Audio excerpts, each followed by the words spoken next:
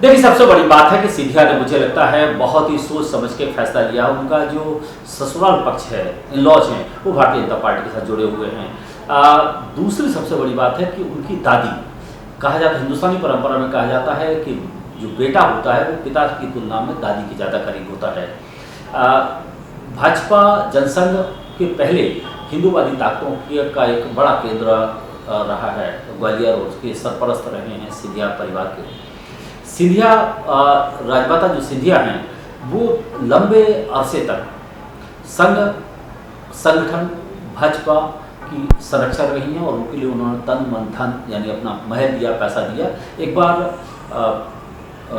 यशोधरा सिंधिया ने नाराज होकर कहा था कि हमने अपने जेवरात बेचे, गाड़ियाँ दी और गाड़ियाँ टूटी हुई आया करती थी।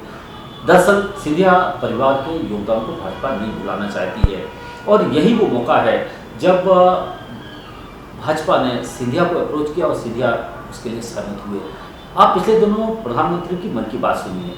मन की बात में उन्होंने ज्योतिरादित्य सिंधिया की दादी विजयाराजे सिंधिया के जन्मदिन को लेकर बड़ी ही शुभकामना संदेश दिया। अब जो विजयाराजे सिंधिया को लेकर एक सिक्का भी जारी किया जा रहा है।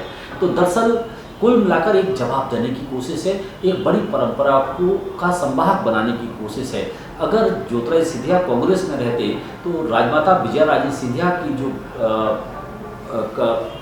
लिगेसी है उसका संवहन ठीक से नहीं हो पाता। दरअसल ये लड़कियां होती हैं वो शादी के बाद दूसरे घर की चली जाती है, हिंदुस्तान में माना जाता है, भले ही चाहे वो यशोधरा राजे सिंधिया हों या वसुंधरा राजे सिंधिया हों। ये पर जब आपकी शादी हो जाती है तो आप उस मूल परिवार के हिस्सा रहती हैं, लेकिन परंपरा कई बार आपके साथ वो नहीं रहती। लोग सवाल उठा सकते हैं, अब कोई सवाल भी उठा सकता है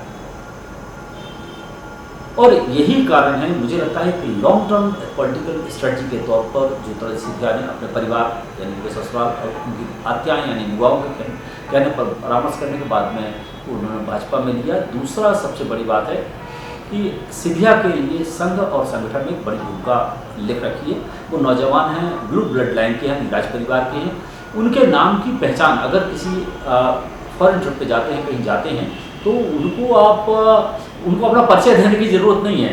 दूसरा is very fluent in number of languages, कई भाषाओं में वो फ्लुएंट हैं, वो लोगों के साथ कम्युनिकेट कर सकते हैं, एक कम्युनिकेटिंग स्किल उनके साथ में। दूसरा राजा को यानी राजपुरुष को देवत्व का प्रतीक माना जाता है, तो दिखनौटे भी हैं। तो मुझे लगता है उनके साथ में कई ऐसी चीज़ें हैं जो उन्हें भाजपा के एक फ्यूचर प्लान के साथ जोड़ती हैं।